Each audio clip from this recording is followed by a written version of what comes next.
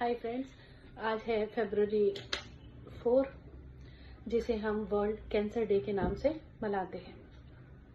आखिर इतना कैंसर क्यों बढ़ गया है और क्यों इतने लोग चारों तरफ बीमार दिखाई दे रहे हैं। एक ऐसा ही केस आपसे डिस्कस करते हैं जो कि ओपीडी में आया। एक लेडी मेरे पास आई और उन्होंने कहा मुझे आपसे चेकअप करवाना है। मैंने कहा हाँ जी बताइए। कहती मुझे लगता है ऐसे मेरे ब्रेस्ट में ऊपर की तरफ कोई गांठ है। मैंने उसको देखा, मैंने उसको चेक किया, मैंने उनसे हिस्ट्री पूछी। मैंने कहा कब से आपको ये गांठ है? बोली हो गए होंगे, पहले तो बोली 6-7 महीने, फिर उसके बाद उन्होंने कहा नहीं मुझे लगता है साल भर हो गया होगा। मैंने कहा आपने साल भर से एक बार भी दिखाना जरूरी नहीं समझा? कि मुझे लगा ऐसे ही हो गई होगी। एक तो वो बहुत ही हेल्दी हैं, बहुत ही ओवरवेट है, इसलिए भी उनको लगा कि शायद फैट की ही गांठ होगी या फैट ही पड़ा होगा, तो उन्होंने किसी को भी दिखाना जरूरी नहीं समझा। आप यकीन मानिएगा, जैसे ही मैंने उनका एग्जामिन किया मुझे लगा something is wrong somewhere.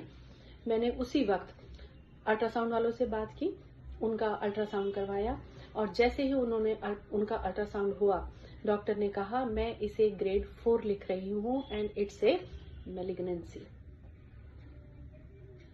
Patient को तो बता नहीं सकते कि ग्रेड 4 कार्सिनोमा आपको आ गया है। हालांकि वो मेटास्टेटिक नहीं था, लेकिन जो विराट ग्रेड 4 है वो आया अल्ट्रासाउंड की रिपोर्ट में। मैंने बगैर टाइम वेस्ट किए उनसे कहा कि चलिए आप अपने बाकी के टेस्ट करवाइए। हमने उनकी अल्ट्रासाउंड गाइडेड एफएनएसी करवाई। एफएनएसी में साइटोलॉजी की जो रिपोर्ट थी उसमें वो ग्रेड 5 आया। उसके बाद हमने उनका पेट सिटी करवाया। पेट सिटी में थैंकफुली वो स्प्रेड नहीं था, बॉडी के किसी और ऑर्गन में स्प्रेड नहीं था। कुछ एक जो लिम्फ नोड्स थी वो इंक्लूड थी और बाकी उनको सिर्फ एक ही ब्रेस्ट की उसका पता था, लेफ्ट साइड का। उन्हें नहीं पता था कि राइट साइड में भी एक गांठ पड़ी है। जब उसकी एफएनएसी हुई तो लेफ्ट साइड की जो राइट साइड की जो गांठ थी वो भी मैलिग्नेंट निकली। सो अब ठीक है, सारे टेस्ट हमने उनके करवा दिए हैं और मैक्स कैंसर केयर में हमने उनको रेफर कर दिया है। सबसे पहले सर्जरी होगी, उसके बाद कीमो और रेडिएशन होगी।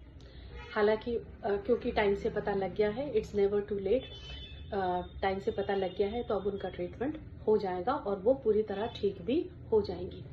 लेकिन सोचने की बात यह है कि इतनी अवेयरनेस बढ़ाते बढ़ाते हम क्यों इतने स्वास्थ्य को, अपने हेल्थ को लेकर के इतने लापरवाह आखिर हम क्यों हैं? आपको बताया जाता है कि आप 40 के बाद अपनी मेमोग्राफी कराते रहें, आप अपने पैप स्मीयर कराते रहें, आप आपकी बॉडी में कोई भी ऐसा चेंज आता है जो कि पहले नहीं था लेकिन अब आ रहा है, आप उसको हल्के में ना लें। स्वास्थ्य के प्रति इतनी लापरवाही, हमें सब चीजों की फिक्र है। हमें मार्केट ऊपर जा रही है, नीचे जा रही है, सोना घट रहा है, बढ़ रहा है, ऑनलाइन शॉपिंग की फिक्र है, हर चीज की हमें फिक्र है। अच्छा पहनना है, अच्छा खाना है, हमें सब चीजों की फिक्र है। अगर किसी चीज की फिक्र नहीं है तो वो है हमारी हेल्थ की, जिसे हम लेकर के सबसे ज्यादा लापरवाह है।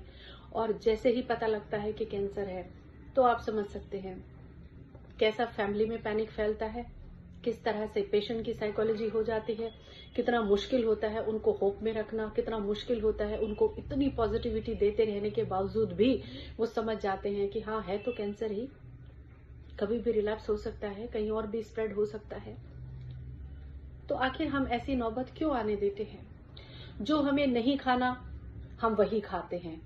जंक फूड, फास्ट फूड की देखिए आप, इतनी भीड़ लगी रहती है दुकानों के ऊपर, आप जहां देखें जोमेटो से, स्विगी से, सब जगह से जो भी खाना आ रहा है वो सब कुछ क्या है?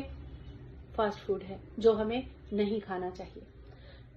हमें इतने सारे ग्रेन्स मिले हुए हैं, इतने सारे होल ग्रेन्स मिले हुए हैं, इतनी ग्रीन लीफी वेजिटेबल्स मिली हुई हैं, लेकिन हमें क्या खाना है? हमें जंक फूड खाना है, जो हमें नहीं खाना चाहिए। हम वहीं जाते हैं जहां हमें नहीं जाना है। कहाँ? क्लबों में पार्टियां करने, ड्रिंक्स करने, जो हमें नहीं लेनी चाहिए। आपको पता है अल्कोहलिक फैटी लिवर कहां तक पहुंच गया है? सिरोसिस तक। ऐसे हमारे लाइफ स्टाइल हैं, जहां बैठ गए। इतने सिडेंटरी लाइफ स्टाइल हमारे हैं कि जहां बैठ गए। ये भी नहीं है कि 1 घंटे में भी हम एक बार उठ जाएं, कुछ वर्कआउट कर लें, कुछ एक्सरसाइज कर लें, कुछ हमारा डेली रूटीन हो कि हम 30-40 मिनट अपनी वॉक कर लें।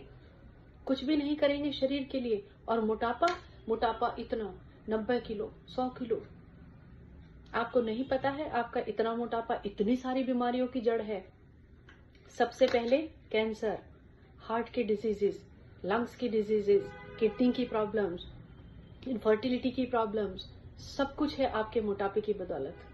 तो अपने शरीरों के ऊपर तरस खाइए, अपने शरीरों के ऊपर तरस खाइए, अपनी हेल्थ को पहली प्रायोरिटी बनाइए। इतना भी अपने आप को इग्नोर मत कीजिए कि जब तक पता लगता है तब तक बहुत देर हो जाती है। आज से ही एक्टिव, एनर्जेटिक लाइफस्टाइल अपनाइए, अपने शरीरों को चलाइए, अपने खान पान को ठीक कीजिए, अपने सोने के टाइम को ठीक कीजिए, वरना जिस हिसाब से बीमारियां बढ़ रही हैं, यू नेवर नो, कोई घर ऐसा नहीं बचेगा जहां एक आध कैंसर का पेशेंट ना हो।